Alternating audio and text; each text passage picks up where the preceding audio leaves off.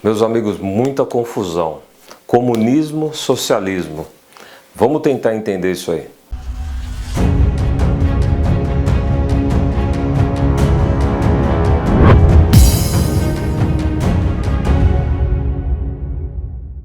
Meus amigos, mais uma vez obrigado por vocês estarem prestigiando.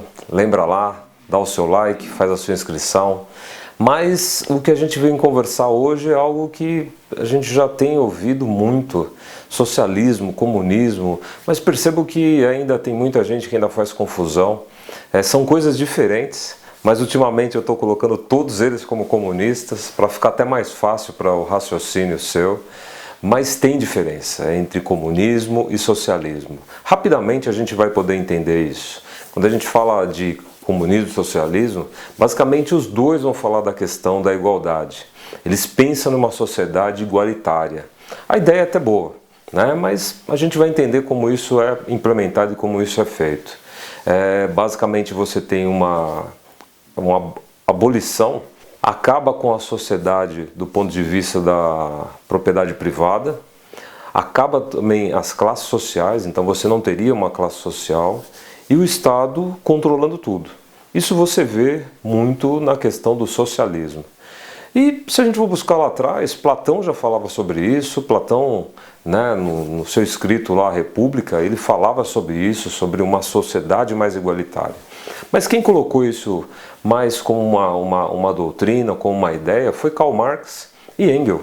Né, os dois estudaram muito essa questão no momento em que a sociedade estava numa transformação, que eu já explico para vocês entenderem a minha crítica com relação a esse modelo dessa doutrina econômica, social, que é o socialismo e o comunismo. Eles colocam, Karl Marx e Engels colocam que já existe uma luta de classe, naturalmente uma luta de classe entre, né, o proletariado e a burguesia, aqueles que detêm os meios de produção e aqueles que basicamente vão trabalhar para esses que detêm o meio de produção. Ao mesmo tempo você tem também o opressor e o oprimido. É uma ideia que naquele momento talvez fizesse sentido. E no socialismo é colocado que ele é um caminho. Então você ainda tem essa busca da igualdade, você tem a sociedade privada que não é sua, as coisas não são mais individuais, não é do indivíduo, mas tudo é do Estado. Você vê um Estado muito forte no socialismo, e esse socialismo ele é um caminho para o comunismo. O comunismo é ausência de Estado. Quando você fala de comunismo, até em algum momento ali se assemelha ao anarquismo. O anarquismo defende que não existe mais Estado, então ele sai do capitalismo e vai direto para a anarquia, onde não tem Estado, não tem nada que controle. Mas na doutrina marxista você tem o socialismo como um caminho para você poder chegar até o comunismo, que não tem o Estado. Lembra disso? Comunismo não tem Estado, é um Estado igualitário, todo mundo é igual, todo mundo está na mesma classe social, não tem visão de classe, todos são iguais. Né? Uma ideia muito romântica, muito legal.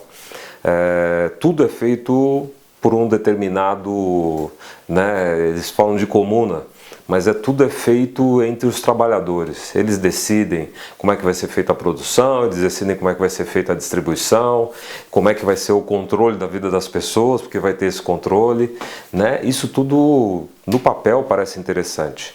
Mas eu quero colocar para vocês o ambiente, onde foi feito isso, esses primeiros ensaios, essas primeiras ideias. A gente está falando da Revolução Industrial, a gente está falando ali século XVIII, final do século XVIII, século XIX, 1800 e alguma coisa, né? O próprio Karl Marx nasceu em 1818. Aquele ambiente da Revolução era um ambiente da Revolução Industrial, era um ambiente muito diferente do que nós temos hoje. Então as pessoas estavam migrando de um trabalho que era basicamente rural para um trabalho que começou a ser industrial, né? Onde as pessoas estavam saindo do campo e vindo para as cidades, onde eles estavam começando a fazer a manufatura de uma forma de larga escala. E nesse ambiente, com certeza muitas coisas aconteceram. Aconteceram no seguinte sentido: quando você tinha um trabalhador trabalhava mais de 16 horas, trabalhava sábado, trabalhava domingo, não tinha uma jornada condizente, era realmente de uma forma quase de semi-escravidão, onde você tinha crianças que trabalhavam, mulheres, né, que estavam grávidas, mulheres trabalhando para mais, jovens. Você não tinha nenhuma forma de assistência na saúde, as pessoas não tinham como buscar alguma coisa para a saúde. Mas hoje, trazer essa ideia para a nossa realidade, como se fosse realmente a base da sociedade, fosse ainda da mesma forma como era hoje, o século XXI, da mesma forma do século XVII ou do século XVIII, é muito desigual a gente fazer dessa maneira.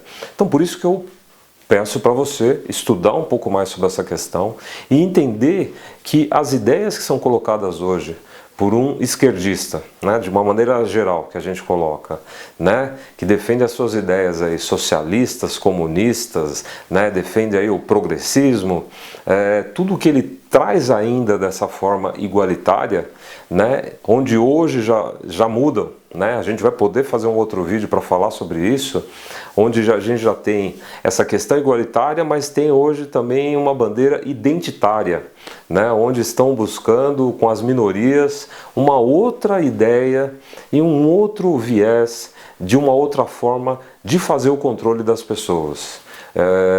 Basicamente o que eu quero, que a gente possa em outro momento conversar, que você entenda que hoje, no mundo atual, a gente não tem essa condição, muito sinceramente, para falar para você, de fazer essa implantação de um sistema socialista ou comunista.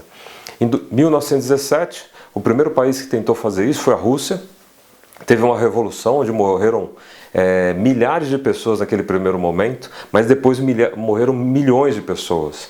A União das Repúblicas Socialistas Soviéticas, que estabeleceu naquele momento lá com vários outros países, né, o RSS, né, que vocês devem lembrar disso, perdurou durante mais de 70 anos, onde Vladimir Lenin implantou no primeiro momento a ideia socialista. Stalin, como presidente, né, colocou toda a sua força, né, de Estado, aí sim oprimindo as pessoas. Foi uma das ideias, né, de um socialismo real, onde você observou os efeitos nocivos disso, os efeitos que foram causados. Milhares de pessoas morreram para a implantação dessa doutrina ou dessa ideologia.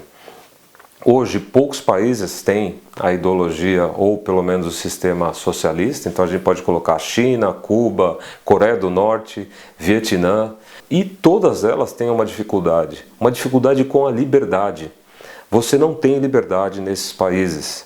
Nesses países você não consegue ter a sua opinião, você não consegue ter ali a condição de criar a sua família ou ter a liberdade de fazer o que você quiser, que hoje nós temos no país. Mas a gente sabe que muitos que são da esquerda querem, na verdade, controlar a sua vida. Eles querem que, na verdade, você esteja sob o jugo do que eles acham importante. Mas vamos deixar isso aí para um outro vídeo. Tem bastante assunto para conversar. Esse é só um primeiro para a gente poder formar uma ideia.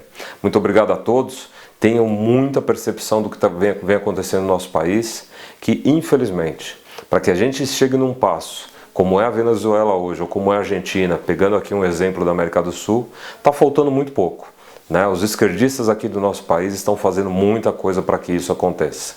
Tome cuidado, esteja sempre alerta. Um grande abraço a todos.